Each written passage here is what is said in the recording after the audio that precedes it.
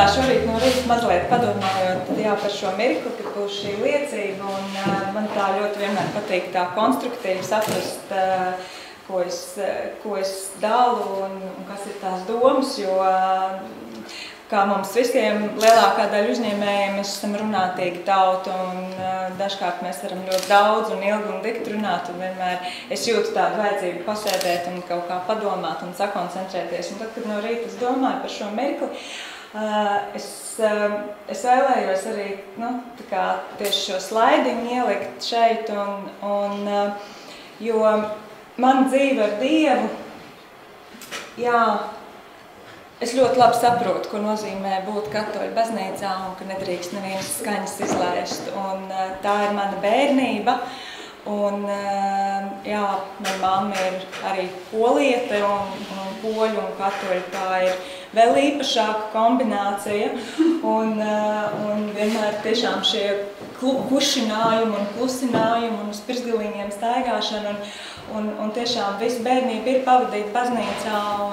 Bet, kad es tagad skatos uz to atpakaļ, tad tā vairāk ir tāda praktiska darbība, rituāliem līdzi iešana, bet ne sirds. Bet es ļoti esmu pateicīga šai bērnības pieredzē, jo šobrīd tas man liek atcerēties par to, cik tomēr dažkārt mums jābūt ir pazemīgiem un lielā bijībā jānāk Dievu priekšā, un es domāju, ka šī bērnības pieredze man tieši šo bijību ir sirdī ielikusi, bet tā, kā lai saka, Kristos staigāju jau kā 4. gadu, šī ir tiešām 4. vasara, un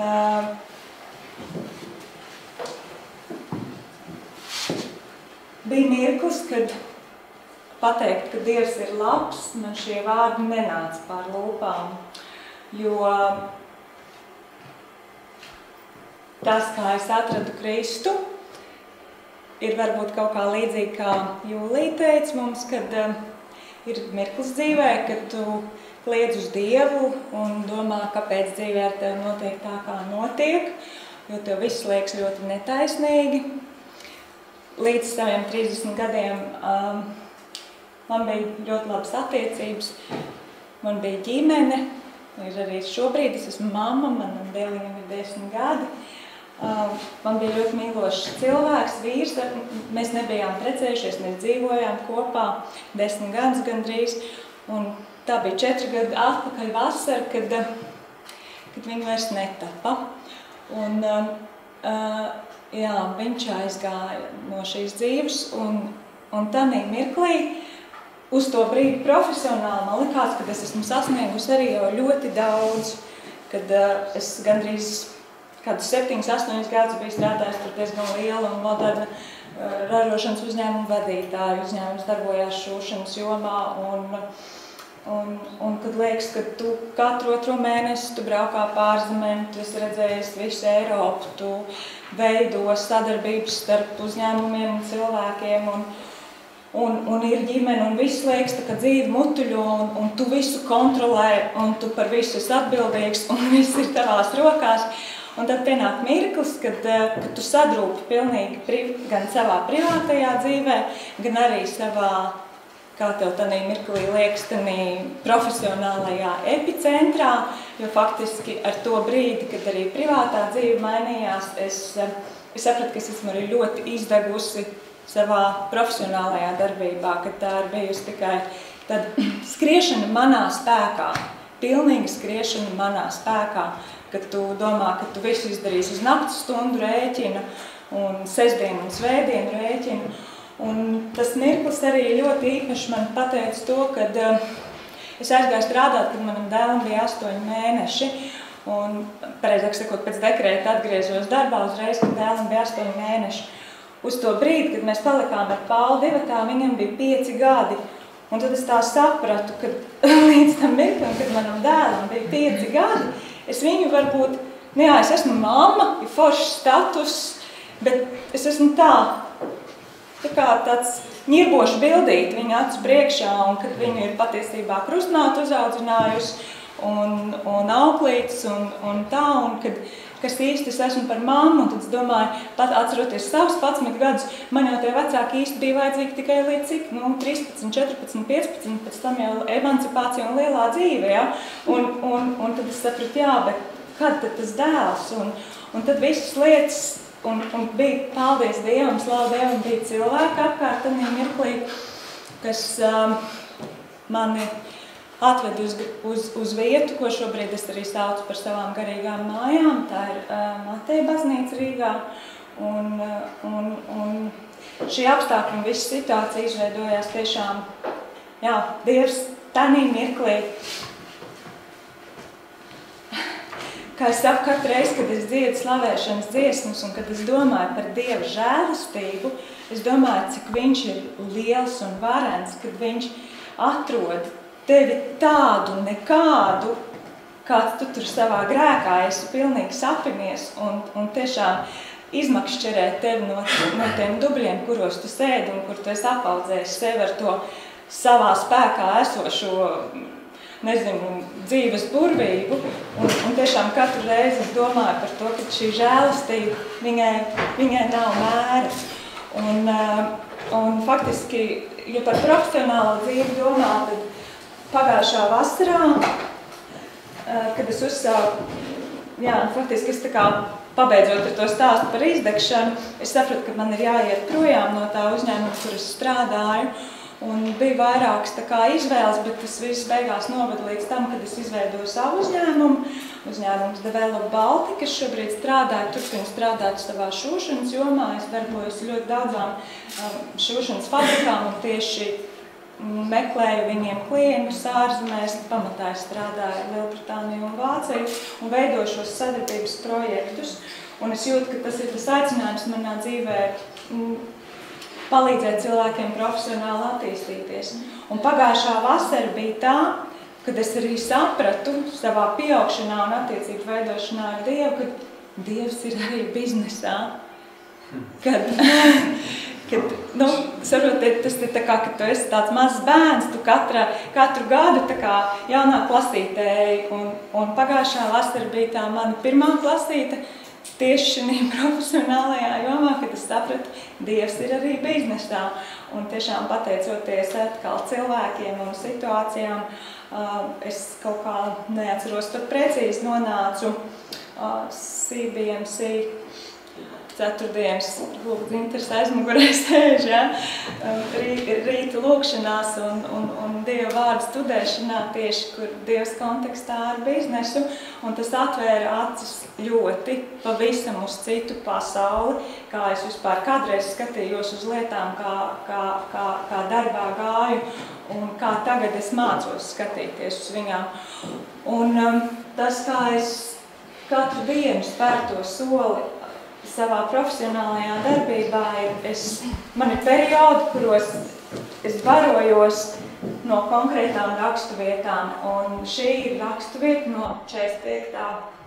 psalma, kur es turu, tas ir šis mans gads, kad es katru otro dienu atceros tieši par šo rakstuvietu, un gandrīz katrs tas vārds, kas viņā ir, tas ir viss tas, ko man māca Kristus.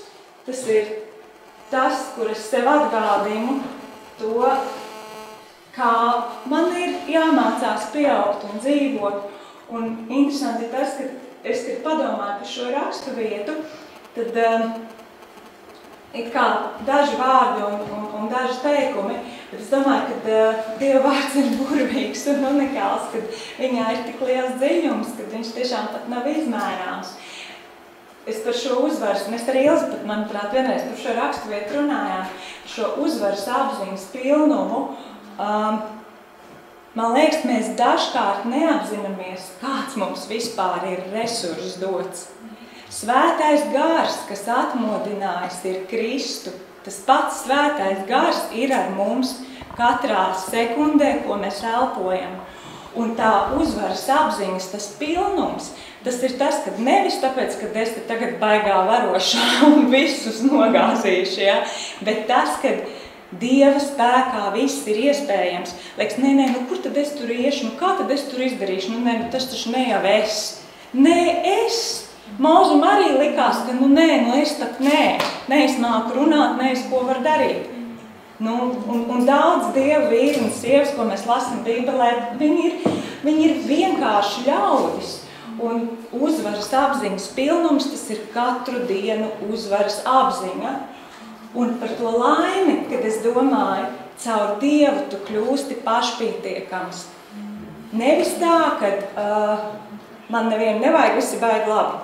Jā, bet Dievā tu kļūsti pašpietiekams tieši caur to apziņu, ka tu zini, Dievs tevi ir radījis, viņš tevi ir gribējis, viņam ir plāns par tevi, tu esi viņam īpašs.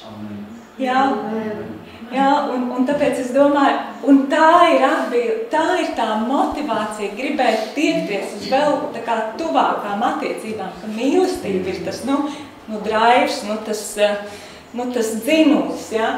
Un, kad es domāju par patiesību, lēnību un taisnību, tad tas tā vispār, tas ir tas jumts, uz kā, man liekas, mums katram šī dzīve ir jābalsta, jo patiesība ir Kristus, ka katru rītu mēs mostamies un tikai caur viņu atjaunojoties, mēs vispār varam sevi saukt par Dievu bērniem. Un lēnība, tas man kādreiz domāju, lēnprātīgi, kas tas vispār ir par stulbu vārdu. Es nekad, godīgi, manuprāt, līdz saviem 30 cik gadiem, es domāju, kas tā par lēnprātīgu? Tieši tā, flegmātisms, tas man tā kā asociējās, kas tā par lēnprātīgu? Un es vispārībā, man tāda vārda manā vārnīcā neeksistēja, jo man vienmēr vajadzēja skriet, ragāt, tulīt, visu izdarīt, tā momentā visu satvert.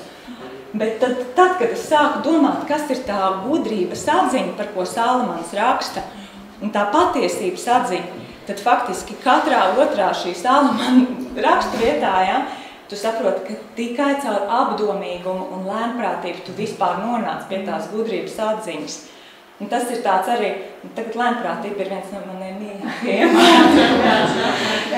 Un taisnība, es domāju, mēs visi saprotam, kas ir vārds taisnība, tas tā kā mēs arī teica par šo godīgumu, un taisnība priekš manis arī ir mīlestība, un es domāju, ka Jurim bija šis brīnišķīgais stāsts par to, kā vārdu, ka es tevi mīlu, vispār cilvēks salauž un atbruņo, Un tās beigas un tava labā roka radīs tev šausmu pilnas brīnums.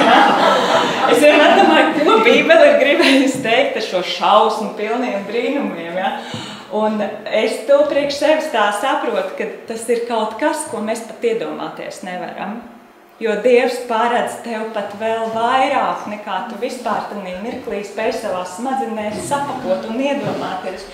Un es domāju, ka mēs visi, kā brāļi un māsas Kristu, saprotam, ka mēs darām to biznesu, ne jau, mēs sagaidām arī tos praktiskos augļus, tos finansiālos augļus, to attīstību, to pieaugšanu, bet es domāju, brīnums ir tas, kā Kristus katru dienu mūs maina, un kad mēs paskatāmies uz pagātni, mums vispārībā liekas, es esmu cits cilvēks. Un laimes sajūta vispār, ka tu zini, ka lai cik tu esi bijis satriekts un sadragāts kādreiz, tu tikai pēc gadiem sāc satīt visu to puzlīti kopā un saprast, ko nozīmē tā rakstuvieta no romiešiem 12. nodaļas, ka Dieva prāts un Dieva griba ir vislabākais. Kad es tā kā tiešām novēlu jums visiem ar šo patiesības gara gaismā saprast, svētā gara strāvojumā saprast šo Dieva gribu savā dzīvē, ka pat tad, kad liekas, ka tālāk vairs nav kur palikt un tālāk zemāk vairs nav kur krist, pēc gadiem tu ieraugi, kā tieši šī viņa griba ir vispār nes uz tev dzīvē svētības un lielas. Jā. Dievs ir ļoti labs.